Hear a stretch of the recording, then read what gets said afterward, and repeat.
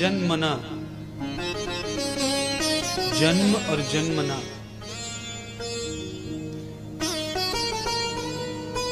कई जन्मों का पुण्य उदय होता है,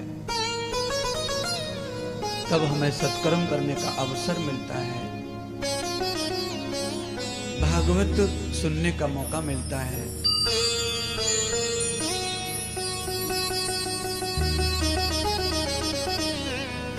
88,000 ऋषियों को कल कथा सुनने के लिए जब आए हिमालय से थक कर, तो थोड़ी देर भागवत जी के ऊपर उनका भाव नहीं था, श्रद्धा नहीं थी। और जब सूत जी ने भागवत की महिमा सुनाई, उस पापी धुंधकारी की कथा सुनाई, उस प्रेत आत्मा की मुक्ति की कथा सुनाई,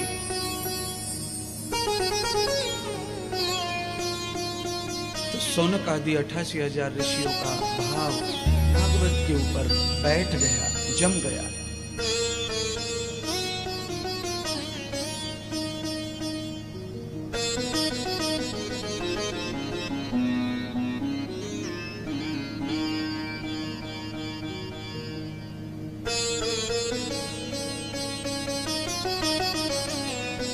धीरे धीरे रे मना धीरे सब कुछ होत, माली सींचे 100 गड़ा समय आत फल होत।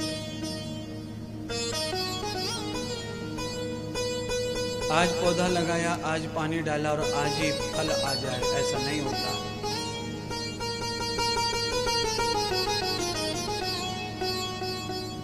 धीरे धीरे संतोष रखना पड़ता है, और उस संतोष के चलते आवाज बिगड़ गई। अभी 1 मिनट में, पहले सही था, वो फैलती आवाज अच्छी नहीं लगती।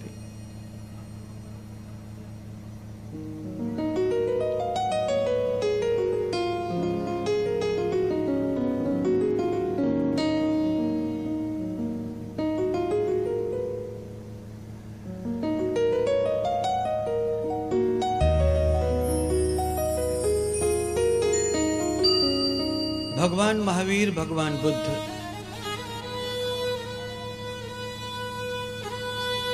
दोनों उपदेश अलग अलग करते हैं, पर दोनों समझाना एक बात चाहते हैं, एक ही विषय रखना चाहते हैं।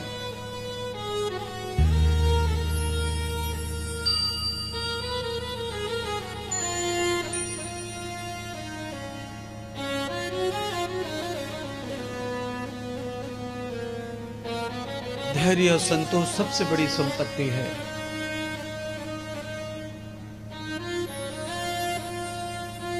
जिनके पास में धैर्य है, संतोष है, उनके पास किसी चीज की कमी नहीं रहती है, सब कुछ उन्हें प्राप्त होता है।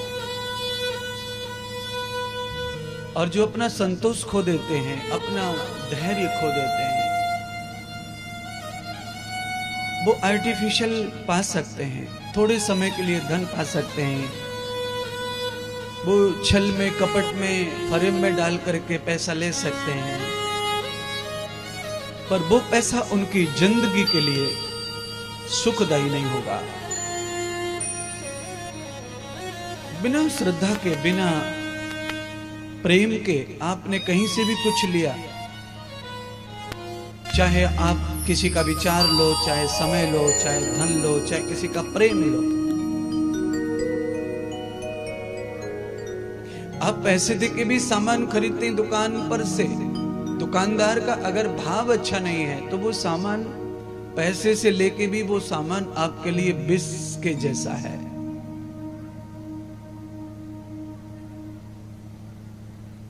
जिस सामान में व्यवहार है, प्रेम है,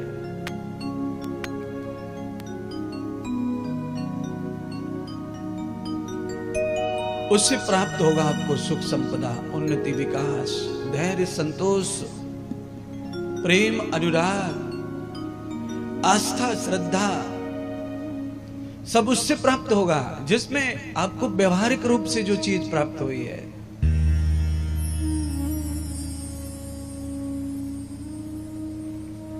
40-50 साल से, कोई 60 साल से, कोई 30 साल से, कोई 20 साल से अपने घर का खाना खा रहा है, और खाना खा करके रोज भूख लगती है, सुबह भूख लगती है, शाम को लगती है, बीच में भी लग जाती है,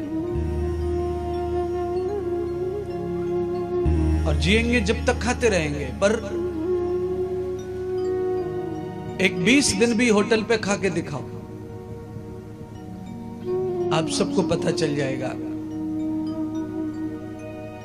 भोजन का महत्व तो है ही, पर भोजन के साथ साथ में भोजन की भाव का महत्व है, आस्था का, श्रद्धा का, प्रेम का महत्व है।